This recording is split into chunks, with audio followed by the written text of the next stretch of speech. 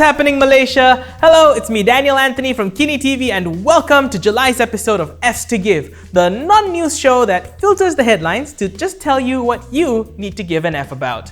With the National Recovery Plan in effect, we won't be having an election anytime soon. However, we already are seeing some flags flying around in our neighborhoods. They may not be political ones, but you may have even heard of some of them. So let's talk about that today. First up is the white flag, or hashtag Bendera Putih. Is it a campaign? Is it a movement? Well, to be honest, it's actually hard to say. There are people who claim they started it, but that's not what we're going to talk about today. Instead, you may know that the white flag campaign is a way of signaling if you need aid, especially food aid. Since we're still stuck in this boot loop MCO, many have lost their jobs and also their source of income, leaving them struggling to find a way to put food on the table, not just for themselves, but also for their families. Now, while the government is distributing aid with their leaders' faces plastered on them, the national rollout is rather slow. Malaysia is not a tiny country like our southern neighbor. With government resources stretched thin over the vaccine rollout, SOP compliance operations, vaccine acquisition, and also the vaccination rollout, the White Flag campaign harnesses people power to cover more ground.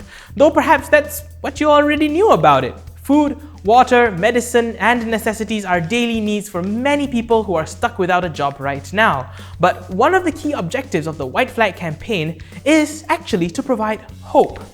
While we're facing over 100 deaths a day from COVID at the time of recording, there is another silent killer lurking in our society: suicide. Suicide may seem like a distant problem to some Malaysians, but the reality now is that it's closer to home than ever before. The Royal Malaysian Police revealed that 468 people in Malaysia took their own lives between January and May 2021. That's this year. In the first half of this year alone, an average of 2 people killed themselves every day in Malaysia. Some of us have a roof over our head. Some of us have 3 meals on the table every day. But in this developing economy, the B40 population is struck harder than any of us watching this video right now can actually imagine. Without a job, without an income, and without means to feed a family, some Malaysians truly believe that they have reached the end of the line. It is truly heartbreaking to know that while a virus runs rampant, claiming hundreds of lives by the day, even though a couple more deaths compared to 100 seem to pale in comparison, something that does keep me up at night is the thought that every 12 hours, someone in my country is ending their life. That is why if you can offer assistance or food aid and you happen to see a white flag, I urge you to do what you can to help. You don't have to drop everything for it. You don't need to buy an entire supermarket, but you will never know how a little bit of help can go a long way. It's not just about putting food in someone's stomach now, it's also about putting hope in their heart. We live in a digital age, and with technology at our disposal, we can do a lot more to show our need or also our intention to help others in these difficult times. Meet kitajaga.co, a crowdsourced map showing that where aid is needed and where it is available. Developed by local IT company Terato Tech, Kitajaga is a map that you can use to identify the locations and also the contact details of those who are looking for food aid. If you operate a food bank or have food aid to offer, you can also place yourself on the map to signal to others that they can come to you for help. Now, this is a progressive web application, or PWA. Don't worry, it's not as technical as it sounds. It just means that Kitajaga requires no installation or app download. All you have to do is open the browser on your phone, your tablet, or your PC and go to kitajaga.co to start using it. Once again, that's just kitajaga.co. Not a fan of the app? Well, there are other ways that you can help as well. Companies and organizations like Vitz Instant Noodles and 99 Speed Mart are offering food aid to those in need as well. To help them out, if you see a white flag hoisted, take a photograph and send it to them via their social media messaging platforms, preferably via private message. So, some people might not like their photographs of their houses plastered all over social media. Make a note of the address so that they know where to send help. Now, you'd think that after talking about white flags, I'll go to talking about black flags, but I don't think you need an explanation for those right now. Instead, there is another campaign that also happened to use the color black, but has nothing to do with flags at all. I'm talking about medical personnel who are battling at the front lines of the COVID-19 pandemic. They're working endless hours at thankless jobs, trying their best to keep us from losing our friends and family to the outbreak. Among those on the front lines are contract doctors, healthcare workers, nurses, medical officers, etc. Many of these members of the medical workforce are working on contract with the government in the public sector. Some are doing it as part of their journey towards becoming a practicing doctor in Malaysia. Some do it because they believe in their duty to the nation. However, working on a contract basis does not offer the same job security as a permanent position. As the pandemic sweeps through Malaysia, more and more contract doctors have been brought on board to fortify the front line. And I know, you're asking, why should I care, right? Many of these healthcare workers operating on contracts on the front line right now are focused on fighting the COVID pandemic. But at the back of their mind, there is something that looms over their heads. What will happen after the contracts expire? What will happen when we enter this new normal and COVID becomes a thing of the past? These workers, some of whom who have even died on the front line, are our bastion of hope in this war. That's why as they fight COVID, the Malaysian Medical Association or MMA is fighting for them. I'm talking about their future. Enter Black Monday, part of the hashtag Code Black campaign by MMA.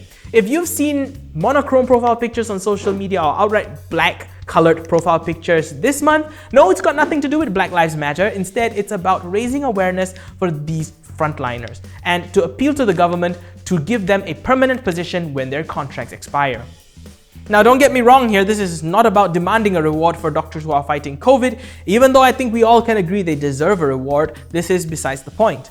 In fact, MMA President Dr. Subramania Muniandi said that this is not a problem that just appeared thanks to COVID. It is a problem that became more rampant and visible because of the pandemic, and it has been an issue for a very long time. So let's get back to the point. Why do you need to care? Dr. Subramania made this point. Many young Malaysian doctors are leaving. They are going to where the pastures are greener because they feel that they just won't get a good opportunity at home. And given what's happening right now, that's becoming more and more clear in their eyes. If this continues to proceed, Malaysia may find itself facing a brain drain that could result in a lost generation of doctors and specialists. Lose a generation of these critical healthcare professionals, and we will have to spend twice the amount of time playing catch-up. Talented young doctors, nurses, pharmacists, dentists, laboratory technologists, radiographers, and other allied healthcare professionals, medical assistants, are being forced out of the system in droves. All thanks to the lack of insight to preemptively sort out the contract hiring system. Now keep that in mind the next time you're at a government clinic and asking why you have to wait so long to get an appointment just to see a doctor. Or if you're at a private clinic, ask yourself why you didn't go government. Now, while some of us are waiting and holding out for hope, there is another group called the Malaysia Animal Association, and they're putting up a flag campaign of their own too. Now, I can tell that there's probably going to be many more flag campaigns coming up down the road, but I want to talk about this one because it concerns pets. Now, pets, yes, they seem like a first world luxury. You see them on TV, you see them in Hollywood. But that's not always the case. In fact, many less fortunate folks have turned to an animal companion to help them fight their loneliness in these trying times. Just like us, our pets need food too. From cats to dogs to birds to fish, pet food costs money. The Malaysia Animal Association is now calling on those who need assistance in taking care of their pets to put a red flag outside of their homes as a signal. Of course, this does not have as much traction as, say, the White Flag campaign, and you may also be thinking about why are we so worried about feeding our pets when there are starving Malaysians? The truth is that it's actually really hard to decide, especially for those who do not have a pet. Many of us with pets, we love them to bits. We consider them family, and many of us who have pets grew up with them.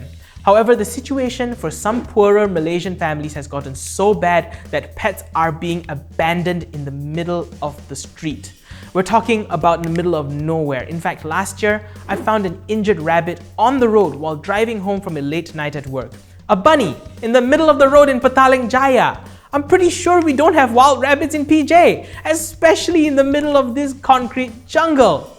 Now, I eventually surrendered that rabbit to an animal shelter as I didn't have the capacity to take care of it. So while it's easy for us to jump to conclusions and say that animal dumping is the easy way out, when it comes to a question of survival, whether to feed yourself or your dog or your cat, I am pretty sure many Malaysians don't take abandoning their pets lightly. This lockdown has a lot of implications. And as we continue down this path of our national recovery plan, it is important that we remember that we are in this together. As a Malaysian, it's really up to us to give an F about each other. That's all I have for you today. Do follow Youthphoria MK on Twitter for more daily news. You can subscribe to Kini TV on YouTube and also follow Malaysiakini on Twitter and Facebook to get the latest headlines. What do you think about our situation? Are there things getting better or are things getting worse for you and particularly where you are? I'm pretty sure it's not the same for everybody all across Malaysia. So let me know what's going on in your little part of this country. I'm Daniel Anthony for Youthphoria. Thank you for giving an F.